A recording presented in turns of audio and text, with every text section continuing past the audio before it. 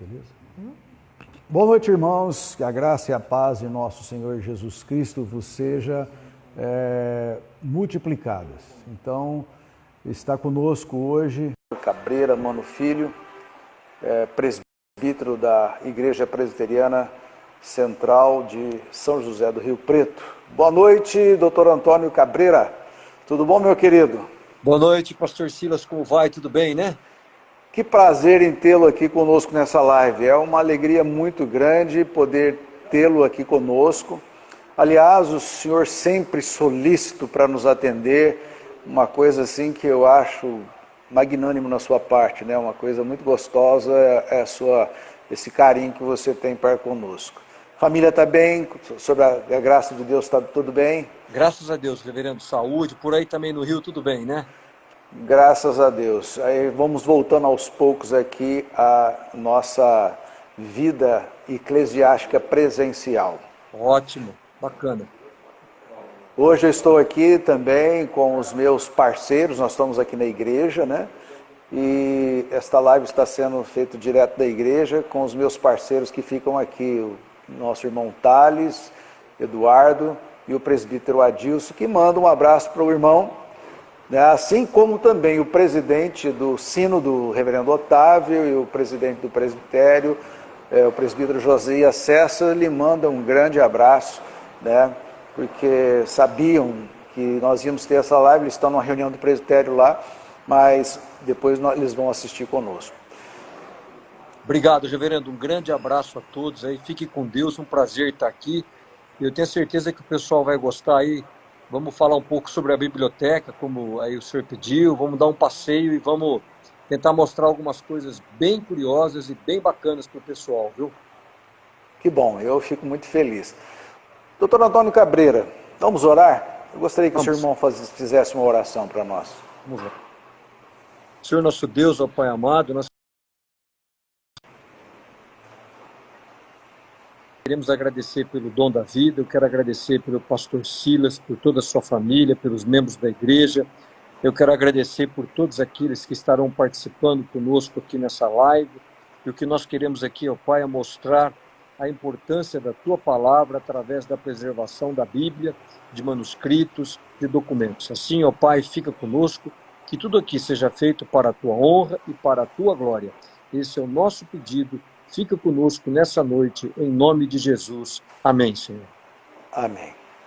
Doutor Antônio, a primeira pergunta que eu gostaria de fazer para o senhor é uma pergunta em relação a quem começou essa história na sua família de procurar fazer esse acervo de bíblias, de relíquias religiosas aí. Conta um pouquinho dessa história para nós. Bom, pastor, é uma história longa, vem de famílias, vem do avô, vem da minha família, eu tenho a certeza que vai continuar. Hoje eu tenho meus filhos, tenho 3 filhas e um filho, de uma maneira geral eles adoram a biblioteca. Agora há pouco eu estava com a minha filha Vitória, aqui, que estava me ajudando na live aqui com as bíblias, a pequenininha, a Giovana, que é a mais nova, que adora a leitura. Então eu diria que nós somos uma família bem conectadas com a biblioteca, e a ideia nossa, seguindo esse sentimento dos antepassados, é preservar um pouco da história cristã. Claro que a gente tem uma série de material, mas a ideia é preservar um pouco a palavra. Afinal de contas, né, pastor Silas, a Bíblia é o livro mais lido, mais publicado e mais traduzido de toda a história humana. Então, mais um motivo para que a gente possa guardar essa preciosidade, né? Com certeza. Eu estava lendo alguma coisa a respeito da sua biblioteca e também de como começou pelo seu avô, depois vocês se apaixonaram por isso e não pararam mais. Tem mais ou menos um século disso daí, não é verdade? De guardar essas relíquias, de juntar esse acervo. Verdade, verdade. O importante é que tudo é feito para a honra e glória do Senhor, né? Mas o que a gente quer mostrar também é que a Bíblia ela não é apenas um material religioso. A Bíblia ela tem uma função muito grande na política, na cultura, nas artes. Você pode pegar aí os grandes escritores do passado, eles tiveram influência da Bíblia. Então é dessa maneira que a gente vai tentar um pouco mostrar para vocês depois nesse passeio, porque às vezes a gente interpreta a Bíblia, claro, ela é a palavra da salvação, é por ela que a gente entende a vontade de Deus, mas mais do que isso, ela tem uma importância cultural, ela tem uma importância para a civilização de uma maneira geral, indescritível. Então ele é um documento extremamente precioso, que deve ser preservado, que deve ser estudado, né? A gente sempre gosta de brincar, né, pastor Silas? A Bíblia, na realidade, ela só tem um problema, e um problema muito sério. Ela não funciona se ela estiver fechada. Ela tem que ser É aberta, verdade, ela tem que ser lida, verdade. né, que é o que a Bíblia fala, né? Aliás, a gente às vezes tenta ver livros de sucesso, de autoajuda. Eu acho que o melhor livro de autoajuda é a Bíblia. Basta você ler, seguir, e você vai ver como a vida, Deus te abençoa e pode realmente conduzir você de acordo com a vontade dele, né? É verdade. Doutor Cabreira, eu gostaria primeiro também de mandar um abraço para suas filhas, talvez elas estejam aí na biblioteca com vocês. Eu quero agradecer muito a participação delas, Aqui, ó. né? Aqui eu tenho outra. Deixa. Ó, essa daqui é a Vitória, ó, tá? Nossa, oi Vitória, tudo bom? Ela que me ajuda aqui. Graças a Deus. Ela que me ajuda aqui com a parte, né, de infraestrutura e live, essas coisas tudo. Ela está aqui no backstage aqui. Muito bem. E também a Giovana, né? Isso. E também um abraço à esposa e também a todos aqueles que estão nos assistindo, alguns pastores que já entraram aqui na live, outros amigos de longas distâncias, temos lá de Quirinópolis, Goiás também. E eu agradeço a todos aqueles que estão entrando aqui. Depois essa live ela vai ser depois colocada no YouTube da igreja para que as pessoas possam assistir. Doutor Cabreira, vamos lá. Eu gostaria de saber, primeiramente, qual é a preciosidade que o senhor quer nos apresentar nessa noite em termos de Bíblia ou alguma história relativa àquilo. Eu estou curioso de ver a Bíblia que cabe na ponta de um dedo. Tá bom, né? tá bom. Mas isso aqui é meio, aqui está a Vitória, como eu falei, isso aqui é meio como um filho, né? Não tem jeito da gente falar, esse aqui é melhor, aquele ali é pior, ou esse aqui é mais imprecioso. Na realidade, o que a gente vai fazer, eu deixei aqui um suporte, a Vitória está aqui me ajudando, eu vou colocar aqui, e daqui eu vou tentar mostrar algumas coisas para o senhor. Acho que o senhor está me vendo bem aí, né? Estou vendo bem.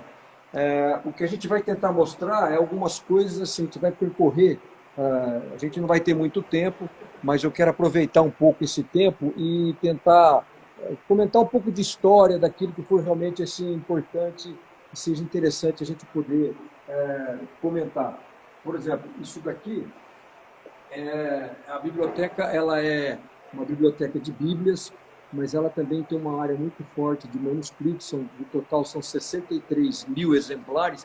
Aliás, eu quero dizer para o senhor que é a primeira vez que nós estamos fazendo uma live aqui da biblioteca. Pra gente, que maravilha. É um prazer muito grande. Agora, isso aqui, por exemplo, é uma curiosidade, reverendo. Isso aqui é um documento, por exemplo, do Abraham Lincoln, né? Então, foi presidente dos Estados Unidos, assinado por ele, isso que vocês estão vendo aí, e é uma carta que ele escreve a uma irmã da igreja. Então, esse tipo de documento, esse tipo de coisa que a gente tem na biblioteca. Então, são manuscritos de personalidades, de gente importante, de gente que faz alguma referência, por exemplo, à igreja de uma maneira geral, ou a Deus, né? Isso aqui, por exemplo, é um outro documento, para vocês terem uma ideia, e a gente está tentando mostrar isso para vocês, não sei se o senhor consegue ver aqui. Isso aqui, por exemplo, é uma carta do Albert Einstein, né? Assinada pelo Einstein. Ele faz uma referência também a Deus. Então, cada um desse documento, eu não vou perder muito tempo para a gente poder ficar falando, mas ele tem uma certa história. Ele mostra algum fato importante, ele faz alguma referência, alguma coisa que realmente seja muito interessante. Isso aqui é uma série de documentos, por exemplo, que nós temos aqui nesse livro, e aqui é uma série destinada, por exemplo, aos protestantes que viveram na época logo posterior à Reforma, na França. Então, esse primeiro documento aqui, por exemplo, que eu vou mostrar para vocês, ó, esse aqui é um documento famoso, é um impresso, isso aqui é um édito real do rei Luís XIV, que é o chamado Rei Sol, né? E ele dizia que o Estado sou eu, né? Tamanho era o poder, foi o auge do poder da França. E esse aqui é o que a gente chama de o Édito de Fontainebleau. O que significa isso? Esse édito aqui, ele revogou o Édito de Nantes. O Édito de Nantes permitia que os protestantes, os evangélicos, pudessem, de uma certa forma, viver na França, tinham algumas profissões, mas quando ele revogou isso, basicamente, nenhuma profissão, se fosse exercida por algum evangélico, ela foi terminantemente proibida.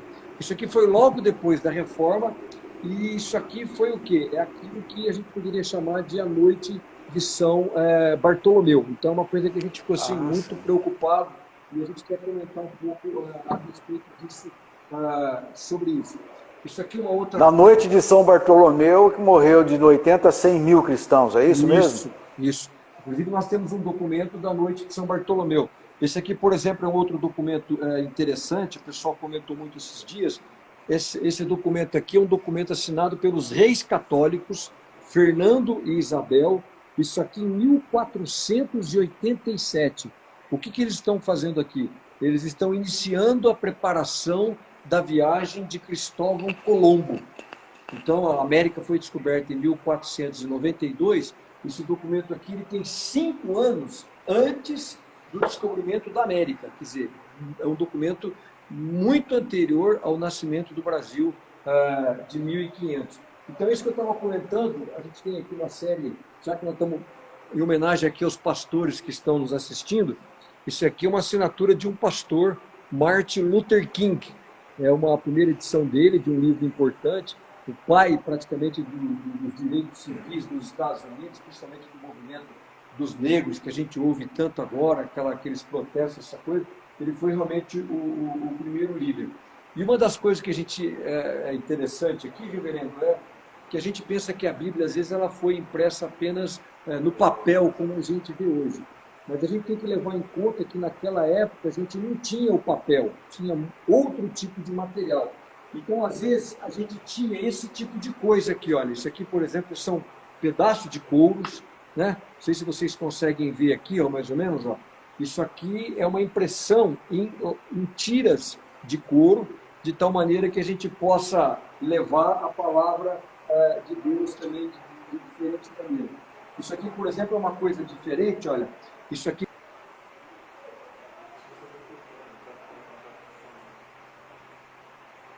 Tá. Deu uma travadinha, mas voltou. Pode ir. Isso aqui são, por exemplo, tabletes, tá vendo? Olha, pequenininho. Isso aqui também é a Bíblia, ó, né? Aqui, no caso, é um trecho da Bíblia que eles têm guardados aqui. Às vezes você consegue ter algum tipo de couro. Eu vou mostrar esse couro aqui, só para o senhor ter mais ou menos uma ideia do que é um tipo de manuscrito. Olha, isso aqui é um manuscrito da Etiópia, que foi um dos primeiros países cristãos, né? Então, não sei se vocês conseguem ver, olha, tá vendo? Então, isso aqui é o que a gente chama de rolo. Você não tinha papel, você tinha que escrever em couros e nesse tipo de material. Então, a ideia da biblioteca é exatamente essa, é poder preservar esse tipo de material e mostrar esses manuscritos antigos, essas coisas que a gente possa realmente ver sobre isso. Eu vou mudando um pouquinho aqui, reverendo, e vou comentando alguma coisa interessante que a gente achar aqui. Se o senhor tiver alguma pergunta, às vezes, naquilo que eu estiver mostrando também. Apenas um esclarecimento para os nossos ouvintes. A sua biblioteca, ela foi iluminada, né? Ela foi feita por alguém do Canadá. Por isso tem uma luminosidade mais escura para a conservação dos livros? Sim, sim. Na realidade... Então é por isso que às vezes as pessoas talvez estejam vendo assim, um pouco mais escuro, fundo, assim, mas é por causa da luminosidade da biblioteca especial, né? Sim, a boa biblioteca de material raro, ela é considerada como se fosse uma sala cirúrgica. Você tem que controlar tudo aquilo que entra e tudo aquilo que sai, porque você tem que evitar realmente as contaminações. E, na realidade, ela foi feita por um professor do MIT, do Massachusetts Institute of Technology, que ele deu toda a tecnologia para que a gente pudesse construir de uma tal maneira que esse material pudesse ficar preservado. E o que a gente tem que tomar muito cuidado é com a temperatura, com a umidade, que não pode sofrer grandes oscilações. Variações. Isso aqui, por exemplo, é um negócio muito interessante, reverendo. Isso aqui é um manuscrito da Bíblia, né? Uma coisa que é interessante. E isso daqui é um pedaço de um pergaminho.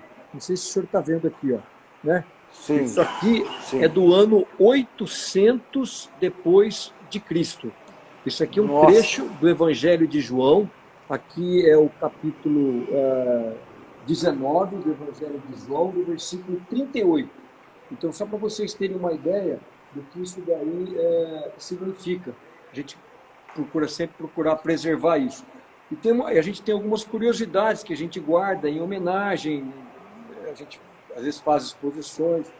Isso aqui é um negócio interessante. Acho que todo mundo aqui já ouviu falar daquela música chamada Amazing Grace, né? Graça Maravilhosa, que foi feita por um pastor chamado John Newton, né? Tem aquela história da música. Esse aqui era o anel do John Newton, né?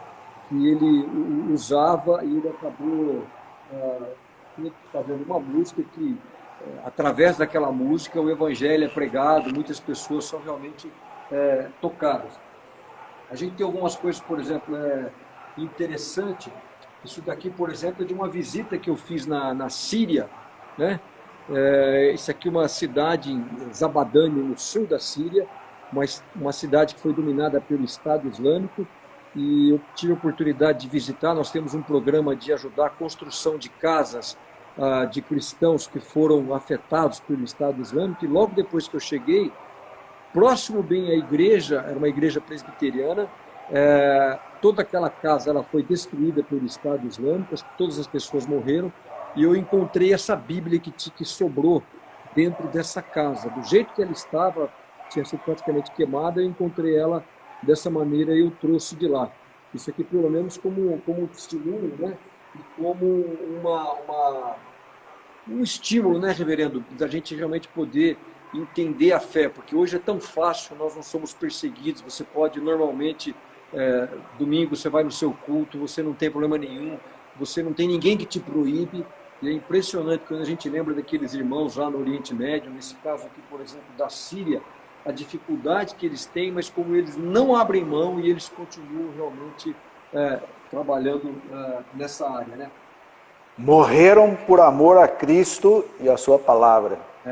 E aqueles, reverendo, eu sempre gosto de dizer, aqueles são realmente os verdadeiros cristãos, porque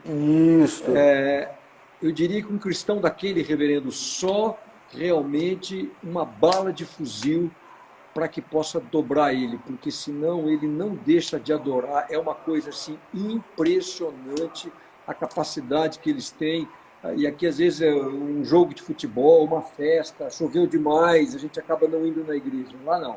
Lá com toda aquela dificuldade, o Estado Islâmico escrevia nas paredes, por exemplo, eu tirei muitas fotos dessas casas, né, com mensagens: vai embora, nós vamos voltar aqui, matar você, matar sua família. Eles não vão embora, eles não se dobram e continuam realmente lutando. Uma pergunta, doutor Cabreira, quando o senhor esteve lá, não teve medo de ser atacado ou estava em paz? Como é que era o negócio lá? Só para o senhor dar uma pincelada rapidinha para nós aí. Medo sempre tem, reverendo, não tem como, né?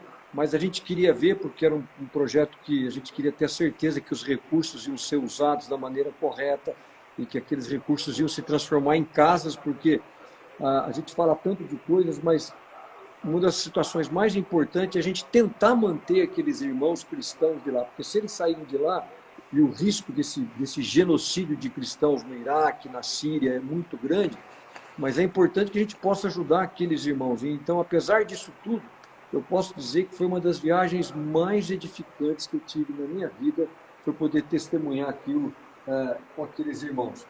Isso aqui é uma curiosidade, reverendo. Eu vou falar um pouco de moedas.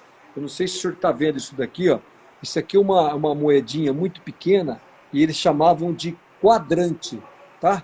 Aqui eu tô segurando. Esse é o quadrante. Esse é o quadrante. Foi uma moedinha mais ou menos semelhante a essa daqui, ó, que Jesus, ele cita o exemplo da questão do dízimo daquela viúva, né? Sim, sim. Quando ele A comenta oferta dela. da oferta dela, é mais ou menos isso daqui, para que a gente possa ter uma ideia.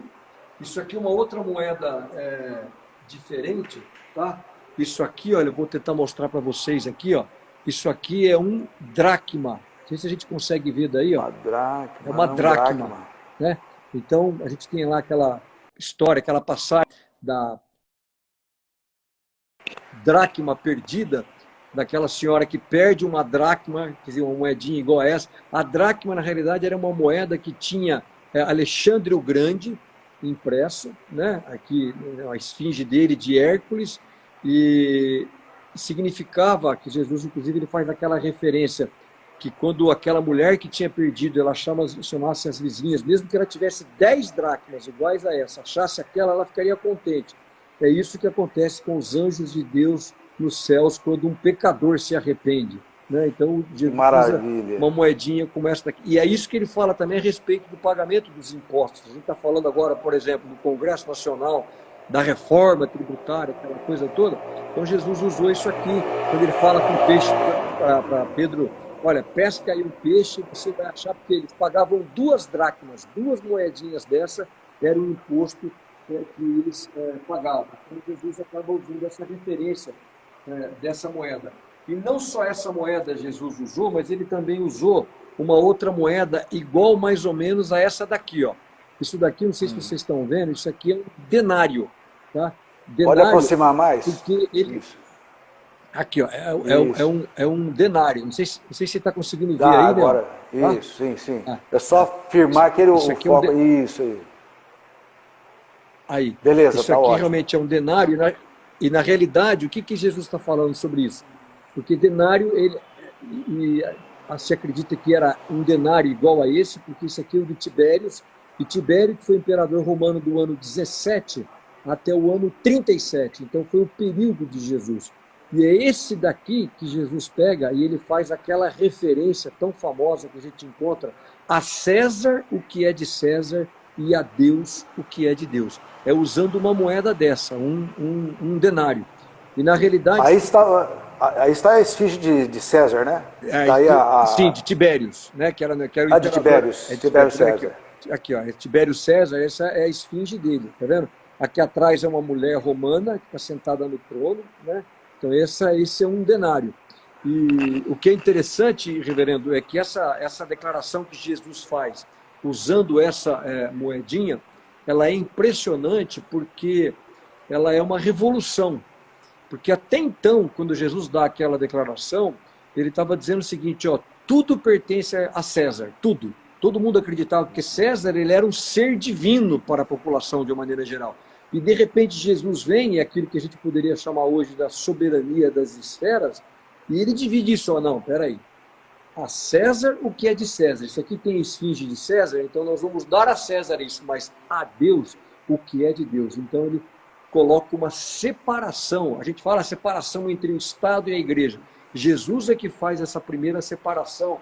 Isso foi realmente uma declaração, assim, eu diria, revolucionária para a época, você dizer numa época em que o César era o imperador e tudo era para César, você acaba mudando realmente essas coisas. Aqui nós temos vários bíblias, manuscritos, documentos de inquisição, por exemplo, isso aqui, ó, um documento que eu vou mostrar para vocês aqui. Isso aqui é uma carta de Malthus. Não sei se vocês sabem, aquele Malthus que falava da fome, da questão da produção da comida e do crescimento da população. Isso aqui é uma curiosidade, reverendo Silas, ele também era um pastor, tá? Malthus não diga. Era um pastor. E ele olha só. Que acabou. Esse aqui é outro material de David Livingstone, que eu estou vendo aqui rapidamente. Mas isso aqui, por exemplo, para a gente mostrar a importância que tem para a história. Aqui nós temos documentos de 27 presidentes americanos, de manuscritos, dentre eles George Washington, John Kennedy e assim por diante. E isso daqui é um livro de sermãos. Não sei se vocês estão vendo, ó. É um livro de sermãos, né?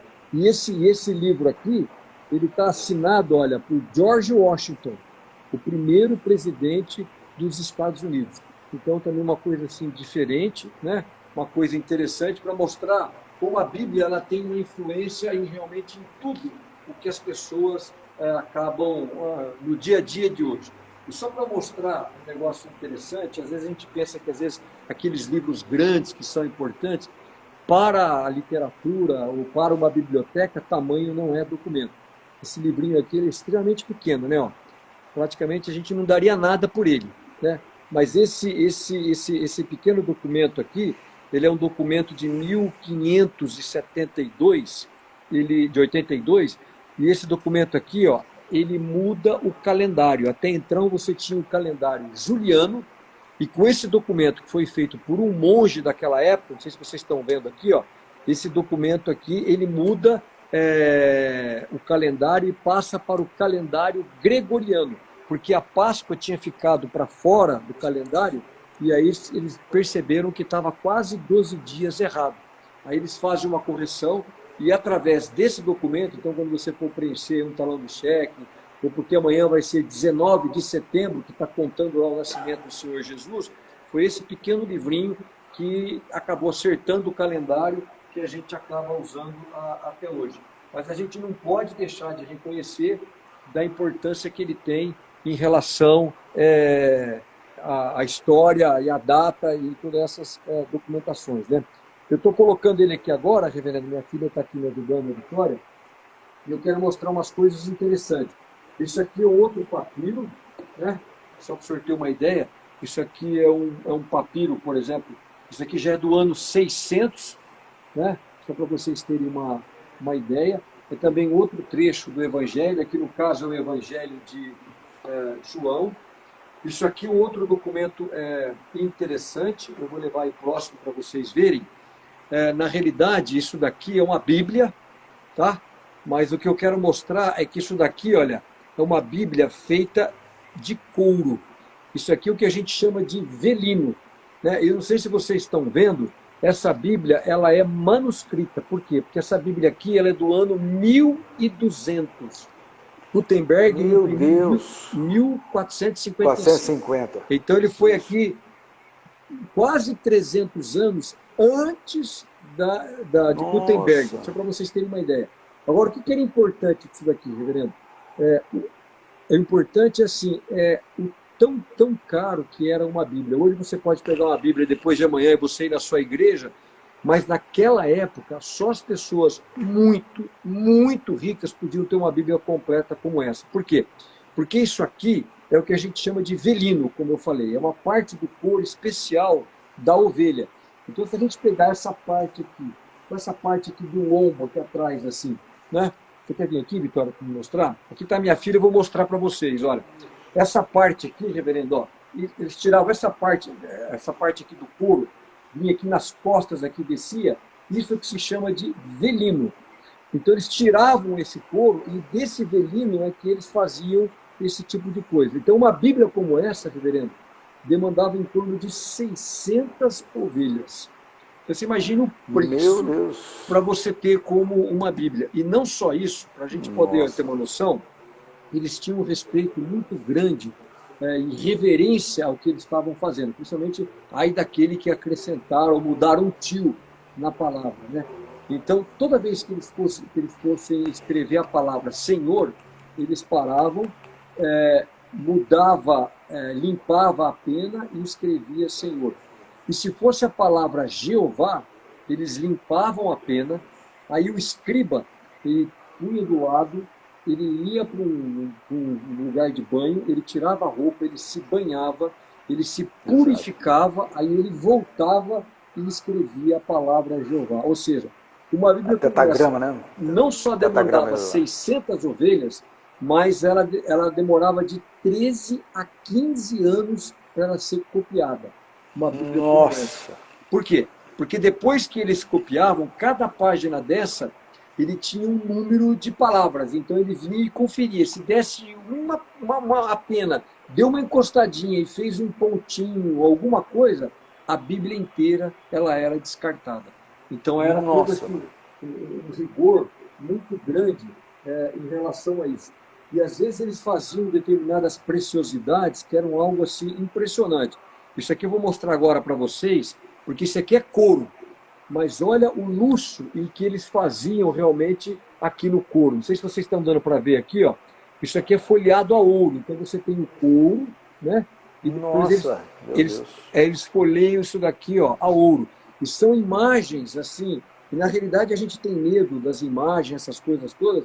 Mas eles faziam as imagens porque a maioria das pessoas não sabia ler. Principalmente porque a língua era em latim. Interessante, né? hein? E eles faziam as imagens para tentar simbolizar. Agora, imagine a preciosidade em fazer isso no couro. Isso aqui, por exemplo, foi feito no couro. Isso aqui é um couro, isso aqui é um velino, ó, aquilo que eu comentei. Então, isso é uma pintura feita no couro. Só para que vocês possam ter uma noção. Isso aqui, ó, é uma outra preciosidade, principalmente para os presbiterianos. Ó. Isso aqui é a primeira edição das Institutas de Calvino. Não diga, olha só, nós temos aí a Institutas de Calvino. As Institutas de Calvino, isso aqui é uma publicação dele, né, a primeira edição. Aqui nós temos... Essa daí é da época de Calvino mesmo, né? Essa é Calvino ainda estava vivo ainda, né? E essa aqui é a primeira edição dos Sermões de Calvino. Então, você tem Meu Deus do céu. Eles eram impressos em ouro, né? Tá vendo aí, para vocês terem uma ideia, né? Como é que eram o título, essas coisas todas, para que aí, quem estiver nos assistindo, possa realmente acertar. Aqui uma curiosidade, como eu estou falando para uma igreja presbiteriana, se a gente estivesse falando para o Batista, a gente também iria tentar colocar assim, alguma curiosidade. Eu vou mostrar aqui um negocinho muito interessante para aqueles que gostam de música. A gente acaba valorizando muito os nossos salmos e hinos, né? E a gente vai ver lá sempre que tem uma letrinha que chama SPK, que é Sarah Pulton Calley. Então a dona Sarah Calley. E esse daqui, reverendo, que eu vou mostrar aqui agora para o senhor, era o inário dela mesmo, que ela que compôs aqueles cânticos, aqueles salmos principalmente, né? Isso que eu vou mostrar era o dela, foi a primeira edição dela, e aí quando saiu a primeira edição, ela fez uma série de correções. Então isso aqui são as correções que a dona Sarah fez na primeira edição. Às vezes ela não gostou da palavra, ou teologicamente não ficou adequado. Então ela fazia as correções, fazia algumas anotações para que na edição seguinte aquilo ali fosse corrigido. Então toda aquela preocupação que ela tinha, e isso influencia, com certeza domingo aí vocês vão contar algum hino do nosso Salmos e Hinos, né? Então você está aprendendo um pouco aqui da história da dona Sarah Calley. Aqui é tudo uma Nós estamos já no novo cântico, né, doutor? Nós já estamos no novo cântico. No novo cântico, é verdade, a gente fala salmos e hinos, né, que porque tirou coisa de salmos e hinos e colocou no novo cântico, né? Só pra gente, isso, é verdade. Pra gente acabar. Eu acho que eu tenho ainda uns salmos e hinos lá em casa, na minha biblioteca aqui. Mas o senhor pode ver que a gente canta no novo cântico muitos hinos. Sim, sim. Sempre você vai ver lá. Do Antônio Cerqueira Leite, isso aqui são os manuscritos dele, né? Agora eu vou mostrar aquela curiosidade que o senhor me pediu, eu deixei até que você... Na realidade eu vim aqui para mostrar ela, e agora eu vou abrir aqui para mostrar para o senhor, ó. Aqui está a menor Bíblia do mundo, reverendo, ó. Nossa. Onde foi? O senhor ficou decepcionado ou não? Eu? Pelo tamanho dela? Não, mas eu acho que ela é menor, hein? Eu acho que ela é menor. Ela está dentro de uma caixinha aí, não está não? Aqui, reverendo, ó. Dá para ver aí? Meu Deus do céu, que coisa maravilhosa. Nossa, eu acho que quem está assistindo isso daqui deve estar encantado de ver isso. Isso aqui é realmente a menor Bíblia do mundo, né? E na realidade onde ela foi escrita, aí, onde que ela foi montada, essa Bíblia? Em que país, em que lugar, o senhor sabe? Essa aqui foi montada na Inglaterra, reverendo. Foi montada lá, é uma Bíblia inglesa. Aqui, não sei se está dando para ver, olha, tem várias pequenas bibliotecas aqui, Bíblias pequenininhas, são várias coisas aqui interessantes, né? Vamos mostrar alguma coisa aqui interessante. Eu vou pedir agora para a Vitória me ajudar um pouco aqui. Eu vou colocar um pouco para baixo aqui, que eu vou mostrar um negócio interessante aqui para você. Só para virar assim para baixo aqui, filhão. Isso aqui, reverendo, não sei se está dando para ver, ó. Está dando para ver aí, né? Tá. Sim, sim. Isso aqui, ó, é o que a gente chamaria de um canto gregoriano. sei se o senhor está conseguindo ver daí, tá, né? Sim, sim. Aqui, aí. Canto gregoriano. Canto gregoriano, isso daqui, ó. Vou mostrar aqui para o senhor agora. Aí, tá vendo as folhas, ó? Não, tem que abaixar um pouquinho mais a câmera. Aí, Isso. Mais um pouquinho, mais um pouquinho. Isso, aí. Isso, agora. Aí, ó. Tá vendo? Ó? Isso. Isso aqui é um canto gregoriano. Você imagina se a quantidade de couro que a gente tem que usar aqui para a gente poder...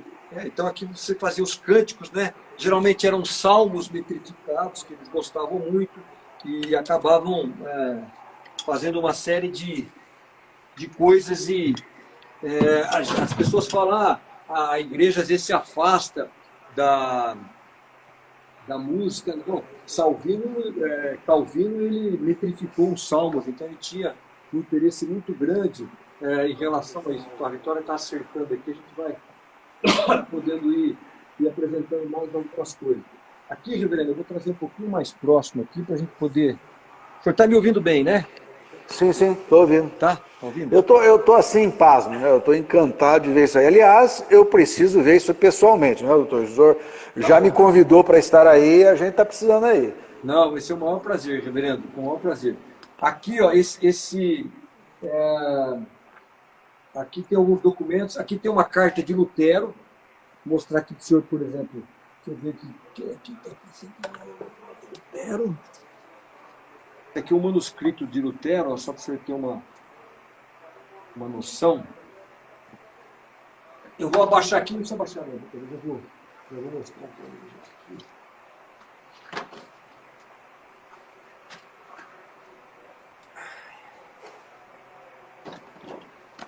Aqui, reverendo, ó.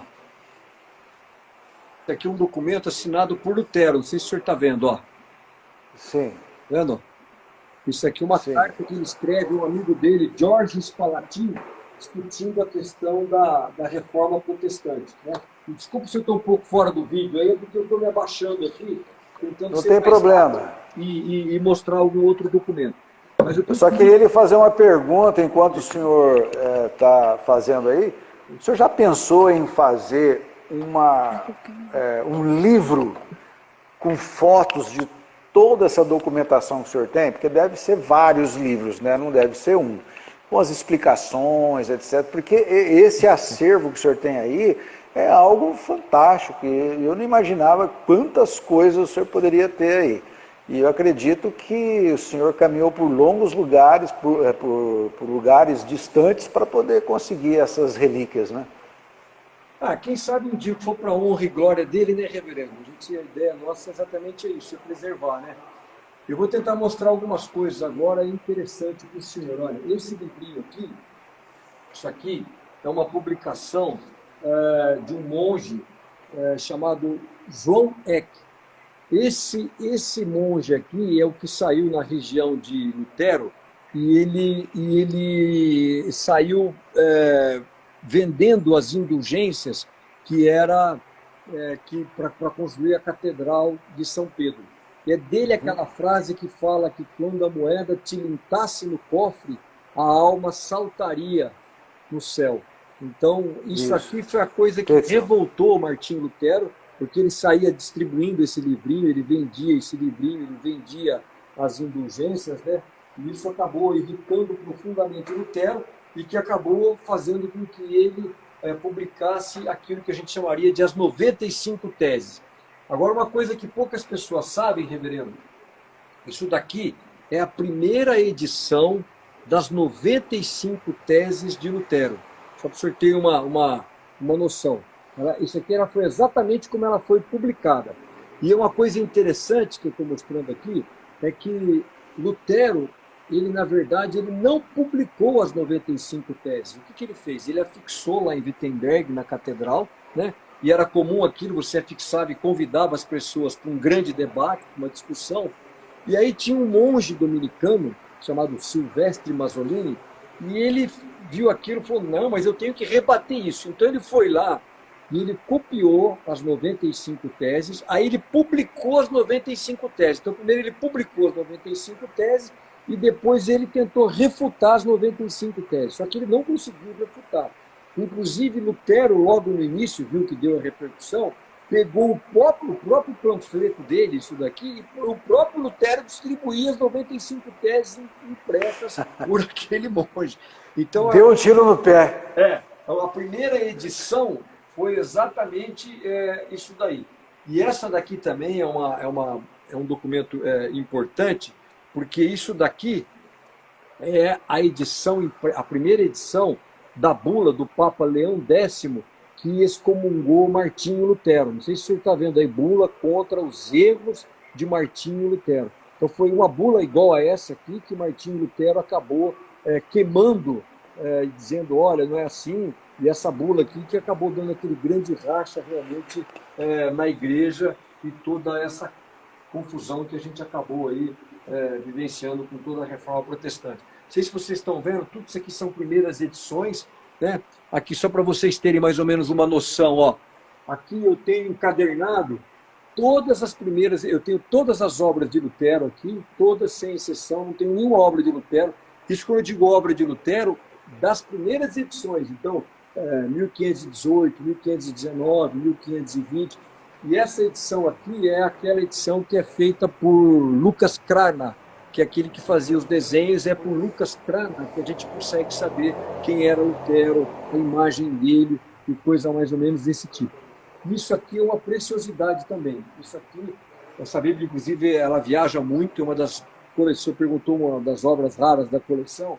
Essa é uma Bíblia que viaja muito, talvez é uma das que mais viaja aqui da nossa biblioteca, porque essa daqui é a primeira edição da Bíblia de Lutero.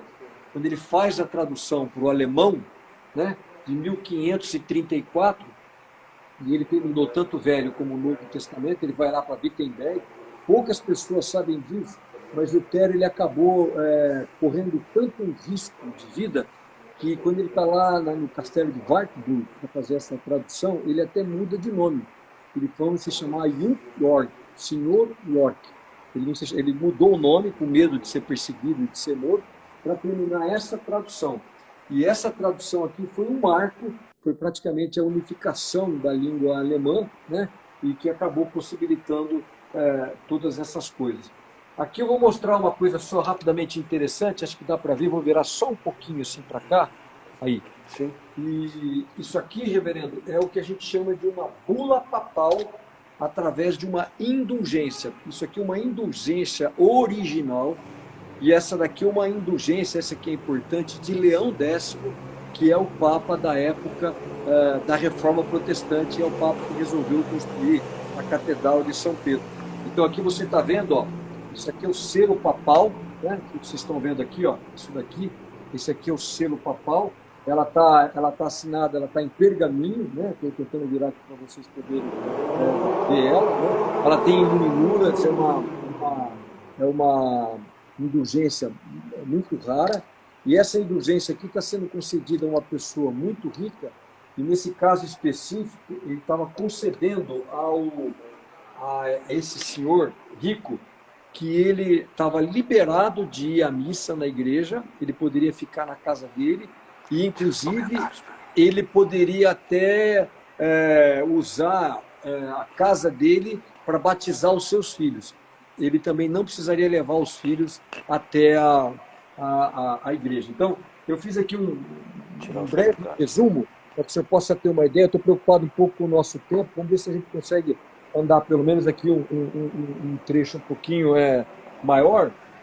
Aqui é uma outra área da biblioteca. Não sei se... vou mostrar uma coisa rápida, eu não tenho tempo, mas a Vitória está me ajudando aqui. Eu vou mostrar aqui, Guilherme.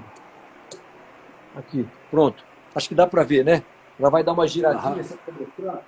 Isso aqui é uma parte da biblioteca aqui embaixo, reverendo, que a gente trabalha só com línguas. Aqui nós temos mais de 2.000 línguas. A maioria dessas publicações que o senhor vê aqui são bíblias em primeira edição. Né? A gente tem até um livro que a gente fala de Jesus em mais de 1.000 línguas. Aqui a gente tem quase 2.000 línguas, só para que o senhor possa ter aí uma ideia do que tem aqui. É outra sessão que a gente não vai ter tempo para a gente poder ficar lá.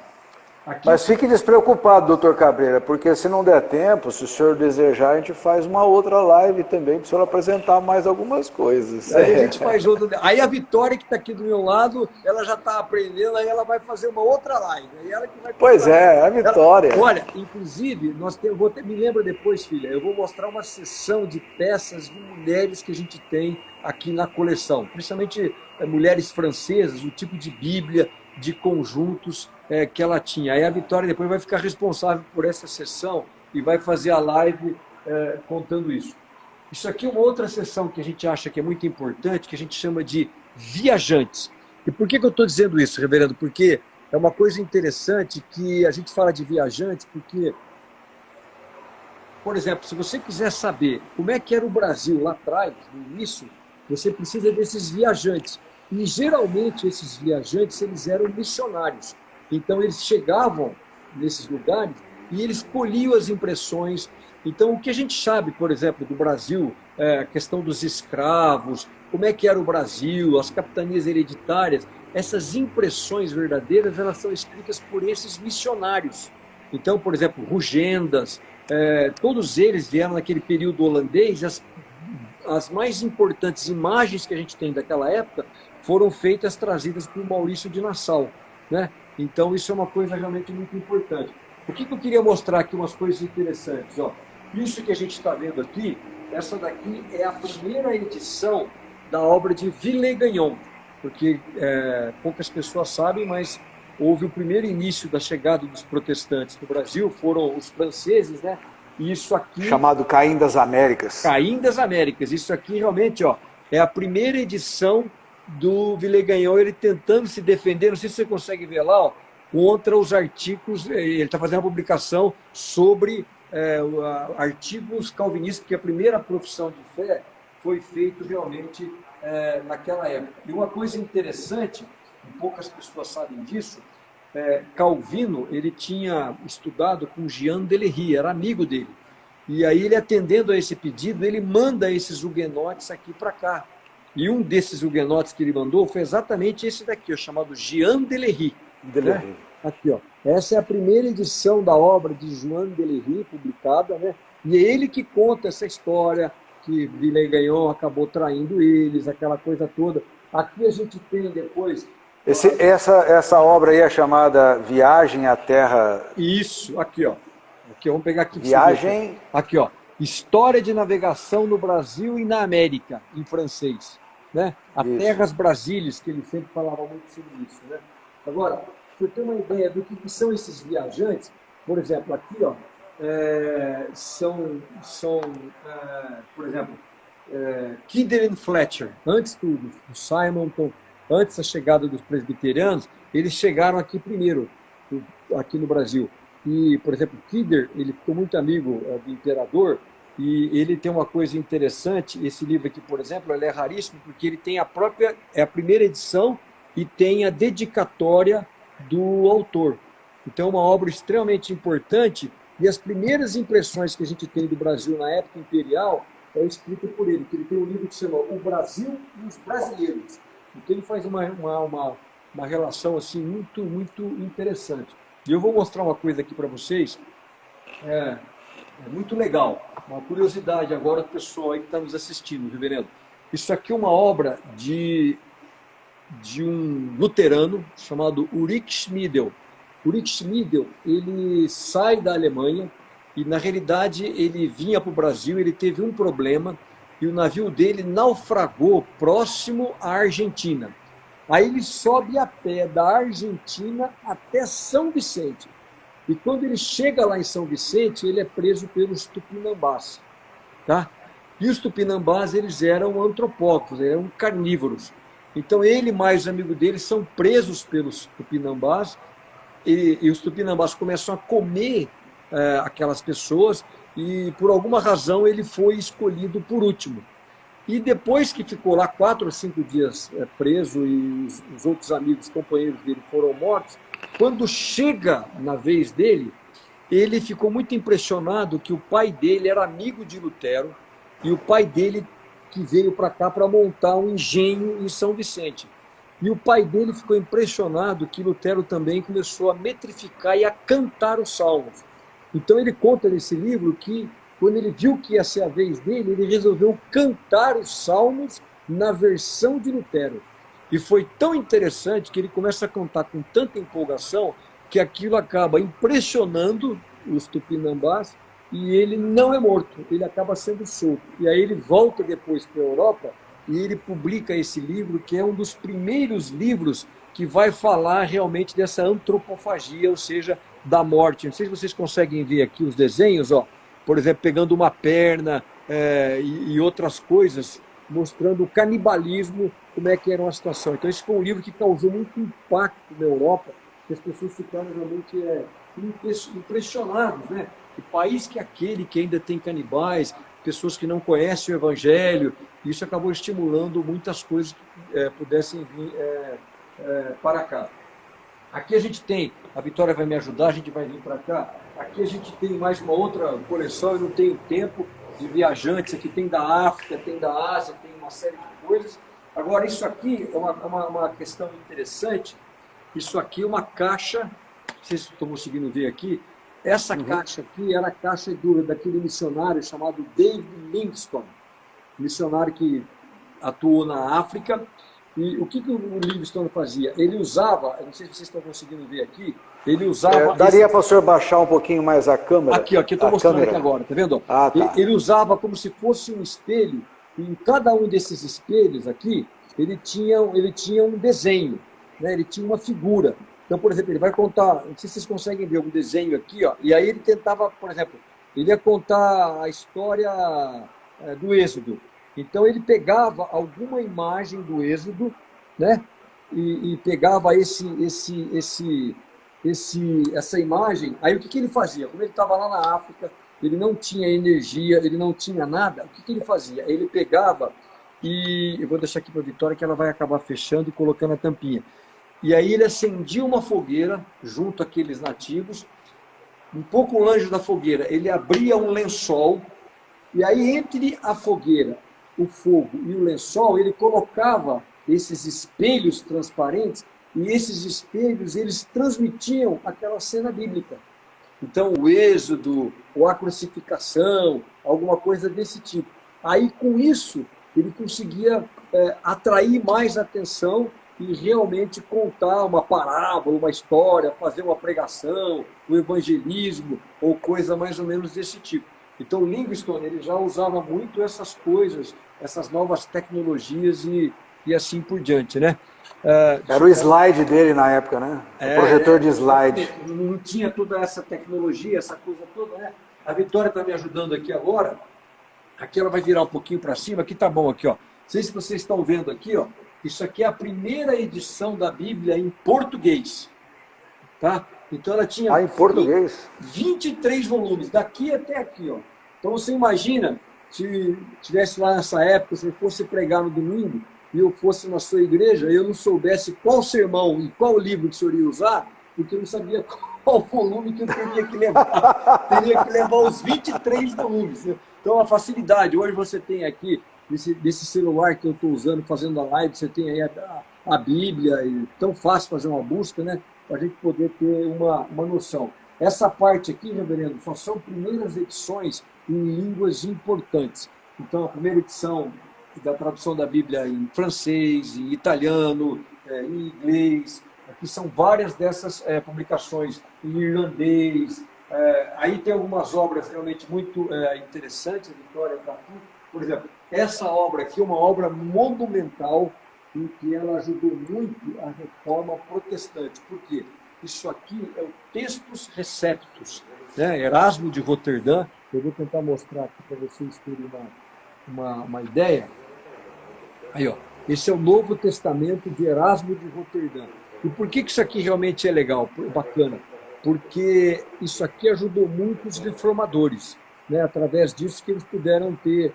Eu vou pegar aqui um trecho que está escrito aqui na introdução, reverendo. Olha como é que era, por que Erasmo de Roterdã fez isso. Ele fala o seguinte, ó, eu almejo, quer dizer, eu desejo, eu quero que o lavrador recite porções dessa escritura enquanto ele acompanha o arado, que o tecelão faça o mesmo ao ritmo do vai e vem da sua lançadeira, e que o viajante, com suas narrativas, mate o tédio da sua jornada lendo esse texto. Então é bacana isso, né? Como o Lutero falou, eu quero que o meu texto seja o texto das mulheres nas casas, das crianças nas ruas, dos homens no mercado, né? De tal maneira que tudo pudesse ser feito como eles estão fazendo. Erasmo de Roterdã foi o pai do humanismo, exatamente para dar esse valor às pessoas que estavam sem leitura ou coisas assim. Reverendo, vou mostrar, o nosso tempo está meio esgotando, eu estou vendo por aí, tem mais 5 minutos.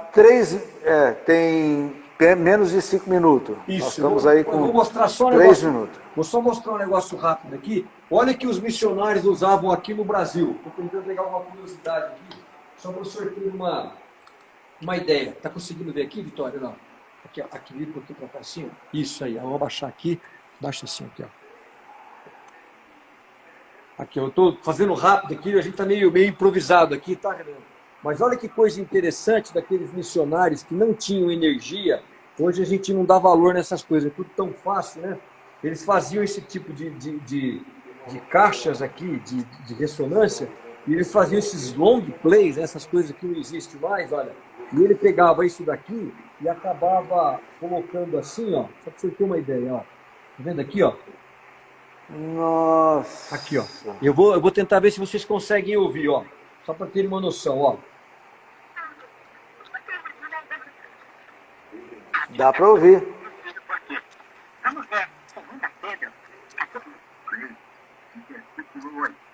Tá vendo? Então deu para ouvir. Eles usavam isso aqui para evangelizar. Então o negócio é realmente assim diferente do que a gente está tentando mostrar das dificuldades que tem. Eu só vou mostrar uma coisa que eu prometi para o senhor aqui, antes de encerrar. Isso aqui é uma coisa que eu não vou poder mostrar, mas rapidamente só aqui, ó. Isso aqui é o Diálogo de Galilei, a primeira edição dele, e aqui a edição, uma bula do Papa que excomungou ele, né? Aquela obra tão importante que acabou dando essa polêmica toda na questão da ciência, né? Isso daqui, ó, é uma parte da Bíblia de Gutenberg. Eu vou mostrar aqui um pouco para o senhor, ó. Isso aqui é uma página do livro de Ezequiel, da Bíblia de Gutenberg, só para o senhor ter uma noção. E Gutenberg estava tão temeroso daquilo que ele estava fazendo, reverendo, que na letra capital ali no inicial, tá vendo aqui, ó, ele deixou para a gente fazer, os escribas escreverem, tá vendo? Então aquela primeira letra que abriu um parágrafo, ele deixou, porque ele desempregou os escribas, porque não tinha mais, a gráfica acabou tomando aquele espaço. Então, para não criar um impacto tão grande, ele deixou essas letras para que eles pudessem ler. Vamos fazer rápido aqui, reverendo? Uma coisa já chegamos ao fim, doutor. Já estamos com 2 minutos apenas. Que pena, né? Nós estamos chegando ao fim. Mas, se o senhor me permitir, a gente poderia fazer um outro dia, uma nova live, e o senhor poder mostrar mais coisas, porque eu acho que isso está muito importante. Tem gente que falou assim, nunca tinha visto, isso é impressionante, é uma coisa maravilhosa. E realmente, para mim, isso daí é fantástico. E se o senhor me permite, nós vamos, infelizmente, o Instagram ele tem aquele tempo crucial, chegou ali e termina. É verdade. Eu quero agradecer muito a sua vida, louvar a Deus pela sua vida.